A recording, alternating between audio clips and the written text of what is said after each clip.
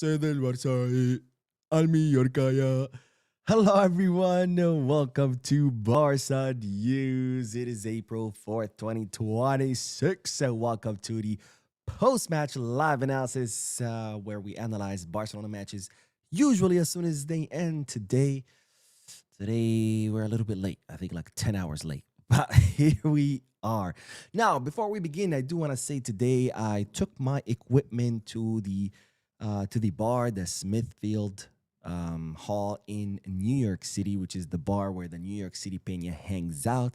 I took my equipment with the intention of doing a watch along streaming directly from the bar, streaming live. By the time I got there, the bar was absolutely packed. There was nowhere to sit. They had no table, no space. I walked around. I tried to look for somewhere where to set up and do my live, but unfortunately, I was not able to. So was not able to do a watch along. I apologize about that. I think I'm gonna stick doing the watch alongs from my home. And if I do end up going to Smithfield again to do a watch along from there, maybe I'll show up, I don't know, an hour or two before the match so I can be able to set up. So for those of you who were hoping to do the watch along, I do apologize. I was not able to. And the reason why I'm doing this post-match live analysis late is because after that, I had some friends visiting from out of town. So I was showing them around the city, we went out, touristing, having dinner, et cetera, et cetera, et cetera. But anyways, I'm back home and I'm back ready to talk about today's victory because, ladies and gentlemen, today Barcelona defeated Atletico de Madrid 1-2 at the Riyadh Metropolitano.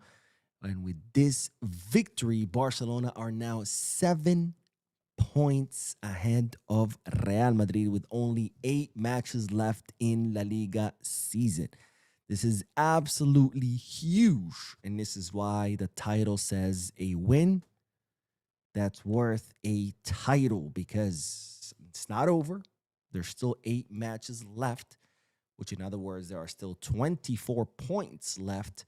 But with 7 points ahead, wow, that complicates things for Real Madrid to try to mount a comeback, especially because with 7 points ahead, Barcelona could afford to lose 2 matches. And let's not forget, we are going to play against Real Madrid in a Clásico match on May.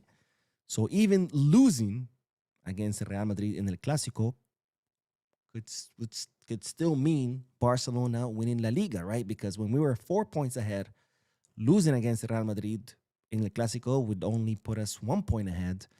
And with 3 matches left, well, puts things very, very tight, very, very difficult. But with 7 points ahead, if we lose the Clásico, we're back to 4 points ahead. So it's not over. But with 7 points ahead, well, things are looking pretty, pretty good for Barcelona. Now, by the way, the reason why Barcelona are 7 points ahead, of course, because Real Madrid did drop points earlier today. They lost against Mallorca 2-1, and now Barcelona were able to take advantage of that, winning their respective match against Atletico Madrid and increasing the lead to 7 points. Now, as far as the match itself, not the most brilliant performance by Barcelona. This was a very hard-fought match. Again, not the best of matches that we've seen from Barca. However, much better than the last time we played at the Metropolitano, because let's not forget, the last time we played at the Metropolitano was the first leg of the semifinals of the Copa del Rey, where we lost 4-0, where we were completely overcome by Atletico Madrid. Today, much, much better performance. Again, not one of the best. This is not the same as when we beat Atletico Madrid 3-0 in the second leg of the Copa del Rey semifinal at the Camp Nou, where we completely dominate them. It wasn't that. It wasn't the second leg of the Copa del Rey where we dominated Atletico Madrid, but it also wasn't, obviously, the first leg of the Copa del Rey semifinal where we were completely destroyed by Atletico Madrid. It was somewhere in the middle. Not the best performances, but much better than the last time we were in Madrid. Now, let's talk about the match itself because, of course, there's a lot to talk about. Now, first, I do want to talk about the lineup, as I usually do, and then we'll talk about the general sensation of the match, and we'll highlight a few players here and there. Let's look at the lineup because the lineups were pretty interesting today. Now, starting with Atletico de Madrid. El Cholo Simeone, ladies and gentlemen, not really fielding his starting 11. And I think at this point, El Cholo Simeone knows La Liga is over for him. I think they are like 15 or 18 or 20 points behind or some crazy thing like that. So he knows La Liga is over. And of course, well, the only competition, well, um, I'm speaking here because he is in the final of Copa del Rey, but he knows La Liga is done. The other competition there where he is alive, of course, is the Champions League. So today, El Cholo Simeone not really fielding his starting 11, preserving Julian Alvarez, preserving Lukman, amongst others. And then we have Hansi Flick's 11 because Flick, even though his lineup looked a lot more like a starting 11, it was also not the full artillery, right? So here we had two coaches being cautious, looking ahead to the Champions League match on Wednesday, and it was really about who was going to take a little bit more risk than the other, right? As far as El Cholo Simeone, again, lineup, not the starting 11, very, very cautious. Flick, not as cautious, but still a different kind of lineup, keeping in mind that Champions League match. Now, this is the lineup that Hansi Flick chose. Joan Garcia in goal, Ronald Araujo and Joao Cancelo as our two fullbacks, Cubarsí and Gerard Martin as our two center backs, Eric Garcia in the double pivot with Pedri. Then we had our front three, Lamine Yamal, Dani Olmo, Marcus Rashford, and then Fermin Lopez in the attacking mid. Now, this was interesting seeing Dani Olmo in the center forward position, kind of sounding like a false nine. And I don't know if this was Flick kind of looking ahead to the Champions League match or whether this was Flick sending a clear message to Ferran Torres. Because, of course, Flick has two nines right now, Lewy and Ferran. Lewy has played a lot of minutes these last 2 weeks, starting in the last 2, 3 matches for Barca and then playing with Poland in the FIFA international break. So he needed some rest. So you would think, okay, Lewy needs some rest. Who's your other center forward? Ferran. But no. Flick opting for Olmo, an attacking mid, as his starting nine. So again, I don't know if this was Hansi Flick, kind of resting players, resting Ferran and Lewy, thinking of the Champions League, or whether this was a clear message to Ferran saying, look, even when Lewy needs rest, you're still not starting. I'd rather start a midfielder before starting you in a big match like this. Now, of course, Marcus Rashford is starting in the place of the injured Coutinho. And then here, Eddie Garcia next to Pedri. I think this was thinking ahead of the Champions League because it could have been, I think, the starting double pivot right now. It's Pedri and Bernal, but instead he went with Pedri and Eric Garcia. So that was definitely interesting. Now, as far as the match itself, again, not the most brilliant matches by Barcelona. The first half was a lot of back and forth. I think for a neutral fan who's neither a Barca nor an Atletico Madrid fan, it was probably an entertaining first half where we saw both Barcelona and Atletico Madrid looking to be, to create chances behind the respective defensive lines. We saw Fermin Lopez getting two clear chances. The first one he should have passed to Rashford. He didn't. He takes the shot. The second one, he has a little bit of pressure by Molina, so he ends up taking a bad shot. I think during the first one, he should definitely pass to Rashford. I think that could have been a goal. During the second one, I think Fermin Lopez could have shifted the ball from his left leg to his right because the ball is at his left leg. Molina's at his left. Molina's putting pressure on him. So when Fermin kicks it, he's kind of off balance, and this is how he ends up, getting a bad shot out. I think if Fermin had switched the ball to his right leg and then took a shot, I think it would have been a better thing. But two clear chances by Fermin Lopez that were wasted, but also two clear chances by Antoine Griezmann. I feel like Griezmann's chances were even clearer, much, much clearer than Fermin Lopez's chances. He wasted them too. So again, a lot of back and forth with both teams looking to,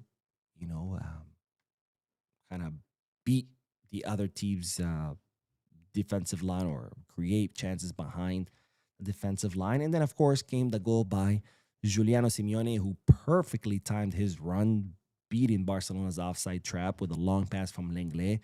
He puts it in the back of the net. And then right after that, of course, Barcelona equalizing with a great goal by Marcus Rashford, where an individual play, he does a 1-2 with Dani Olmo. Olmo passes it back, and then Rashford puts it in the back of the net.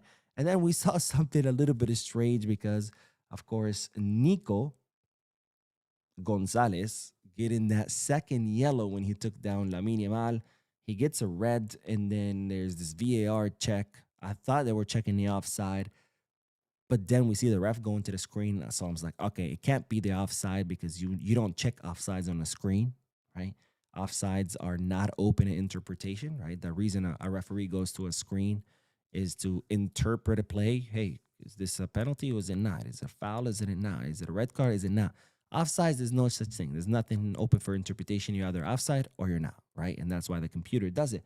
So I'm like, okay, when he goes to the screen, I'm like, there's no way he's checking for that. Well, it turns out they were checking to see whether, Nico Gonzalez, when he took down Lamine Yamal, he was, kind of like preventing a clear chance to score. And it turns out that the ref decided that yes, and he takes away the yellow. It gives him a straight red. Now, if you're wondering why does that matter if it's a second yellow or a straight red, it's still a red. Well, it matters as far as suspension, right? If you get 2 yellows, which equal a red, it's a 1-match suspension. If you get a direct red, it could be 2 matches, maybe even more, depending on the severity of the foul. So it does matter, even though at the end of the day, Nico Gonzalez ends up going out. And of course, Barcelona are up 1 man. Now, this is when the second half, of course, kicks off. And the second half was a pretty boring half. It was a typical Cholo Simeone match where he exhausted all his substitutions and switched to a 5-3-1 formation. Well, 5-3 formation because, but anyways, completely parked the bus. And of course, with that, Barcelona were completely dominant. They had all the possession in the world. They had all the chances, and they're pretty much camped in Atletico Madrid's final third. And these are the times where you start wondering whether is it truly better to just play against 11 rather than against 10, because we've seen this a lot, by the way, in many matches, not just Barca, but other teams and other leagues as well. A lot of times you're actually better off playing against 11 because, again, when you play against 11, there's paces, you can create things. But when you play against 10, the other team being down a man, what they're going to do, well, they're going to park the bus. They're going to put all their players in the box. It's going to leave no space. And then that's when the match gets a little bit messy. And this is, of course, when Flick decides to take a little bit more risk, right? Because this was a match about who was willing to take more risk, because both managers were thinking that, hey, we have a Champions League quarterfinal match on Wednesday. Which one of us is going to take the more risk? Of course, Flick was willing to take a little bit more risk because, well, we want to win La Liga, and Cholo Simeone is out. He's not going to win La Liga, so there's no reason why to take any extra risks. But Flick did, and that ended up paying off because, of course, Flick ends up saying then Ferran Torres, Robert Lewandowski, pretty much the full artillery up front. And, well, it paid off because in brilliant individual play by Joao Cancelo, he takes a shot, it gets blocked, and then there's Lewy at the right place at the right time, like a proper center forward does. And then he pushes it in with his shoulder. And you might think it's a silly goal because, the way it bounces off Lewy's shoulder.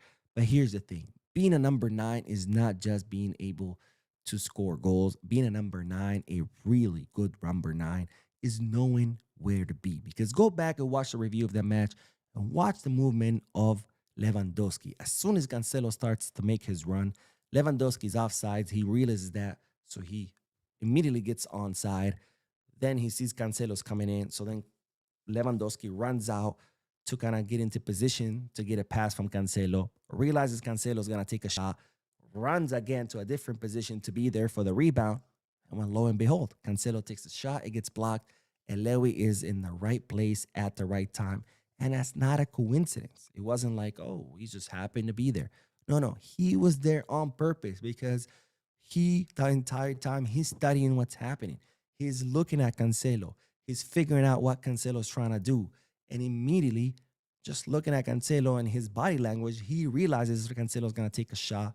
he immediately calculates where that shot is going to. So Lewandowski immediately positions himself where he thinks the bounce or the rebound is going to happen. And that's exactly what happens. The ball bounces right at him, where he's able to push it with his shoulder. And that's the difference between having a proper center forward and someone like Ferran Torres. Because I used to ask myself, how the hell does someone like Ferran end up being a Barca player? And I no longer wonder that. At this point, I wonder, how the hell does Ferran Torres even end up being a professional football player? Because my God, today, missing two clear chances, again, getting a long pass, and thanks to his horrible control, the, the pass could have left him 1v1 against Muso, but instead, terrible control, loses the ball. I mean, the guy cannot even receive a pass properly. The guy cannot even control a ball properly. The guy cannot make a decent pass. The guy cannot take a decent shot. At this point, I no longer wonder how Ferran Torres ended up being a Barca player. At this point, I'm wondering, how the hell did he even become a professional football player? Because my God, just can't with Ferran anymore. I truly can't with Ferran anymore.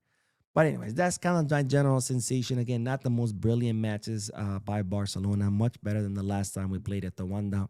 Not as good as the last time we played against Atletico Madrid. Again, a match where we had two managers trying to take as less risk as possible. Thinking about the Champions League match, Flick taking a little bit more risk, which of course ended up paying off, and we won 2-1. Now there was that red card for Gerard Martin, by the way, and for people wondering or trying to see it, did say this was a robbery. Not at all. I mean, it's clear as day that that was not a red card.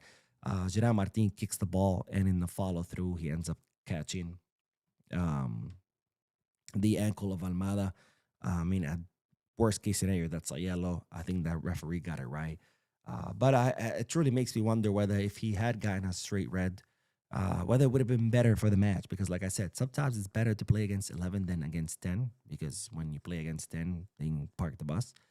I wonder if had Gerard Martin gotten a red card, if Atletico Madrid would have opened up and then we would have had a much better match. But of course, I much rather Gerard Martin not get a red because that means he won't be suspended for the next match in La Liga, which is, of course, is the Espanyol match. Marcus Rashford today is starting in the place of Rafinha. I think he had in the attack, he was really good. He had those explosive movements, lots of speed. Taking on defenders 1v1, doing what Rashford does. But I gotta say, he still has a big problem. Every time he loses the ball, he just jogs back. He doesn't even run. He doesn't even sprint. He doesn't try to recover the ball. Jogging back. I think if Rashford really wants to earn a spot on this team on a permanent transfer, I think he really needs to work on that. What else? Dani Olmo's a false nine.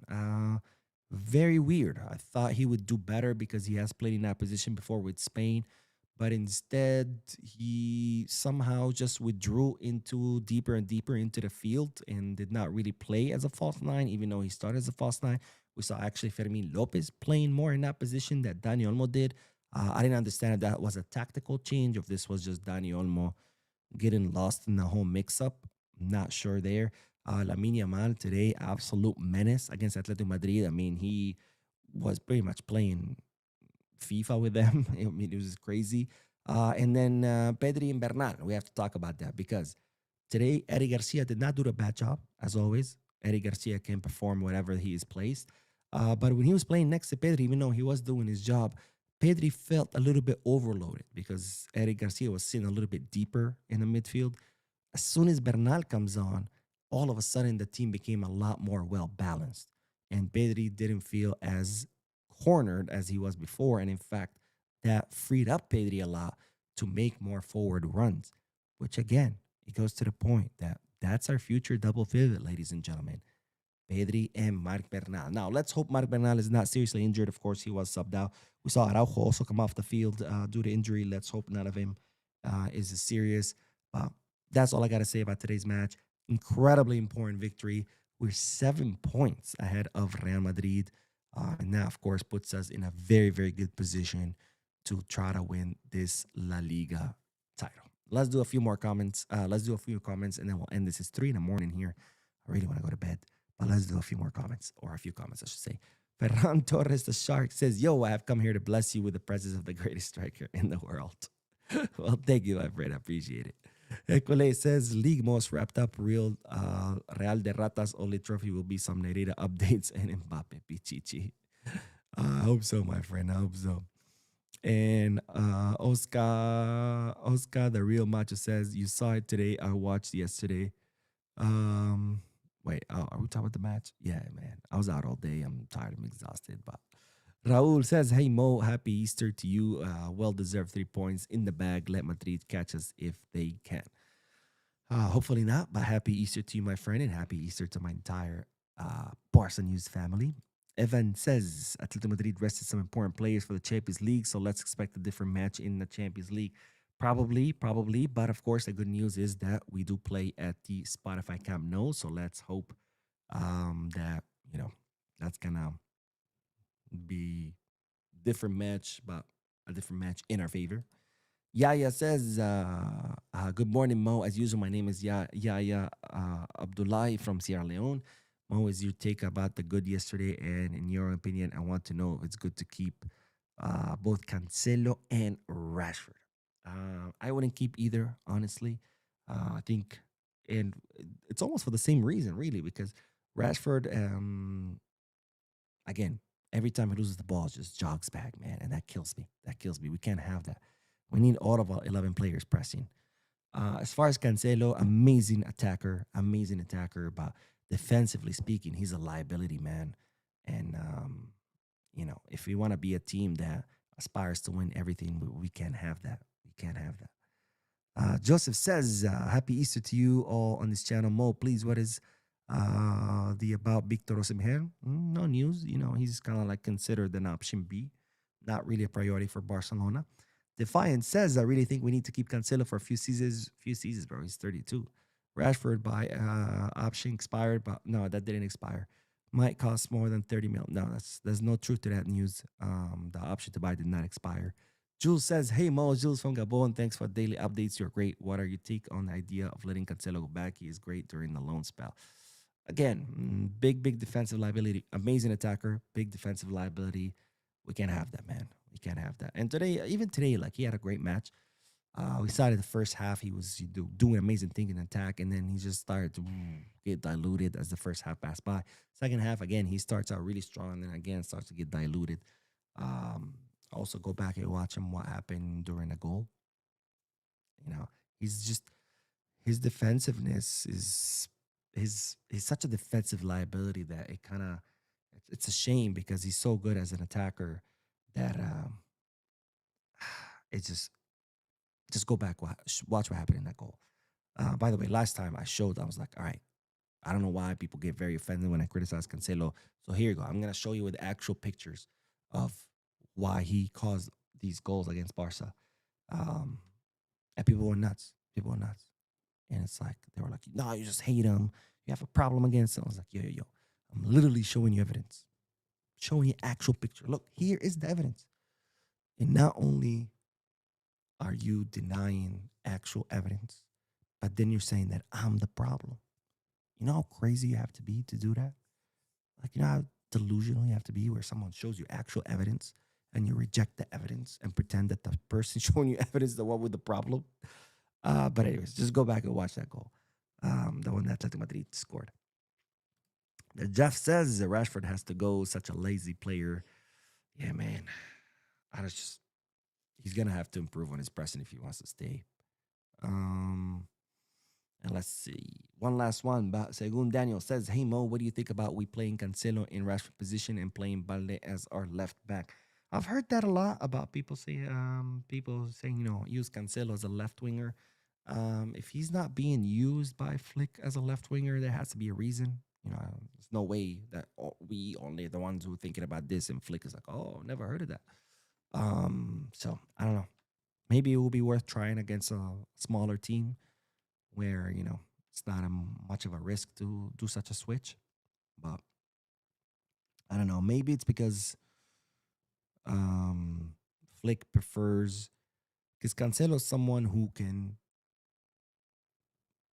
play into the middle, where Rashford someone who likes to go deep. So maybe that's why he uses both. Versus if you have Cancelo as a winger, um, he would probably try to go deep, and Balde also likes to go deep. I don't know. I'm just guessing here. But if Flick hasn't tried that, is maybe because he sees something that doesn't work. The same reason why people are like, oh, why does he use Rashford as a nine? I'm like, there has to be a reason. I can't, there's no way we're the only ones thinking of this, right? But anyways, that is all, ladies and gentlemen. Thank you so much for tuning in. It's 3 a.m. here. I'm going to bed. I'm tired. I'm exhausted. But an incredibly important victory. We're 7 points clear of Real Madrid, who, as always, no penalty, no party. They lost against Mallorca. And of course, that puts us that much closer to winning another La Liga title. Wednesday, we have an incredibly important match, quarterfinals against Atletico Madrid again. Hopefully, we'll take home a victory. But for now, I wish you guys a good night. Don't forget to hit the like button, subscribe to the channel, drop a comment, and as always, Viscarsa.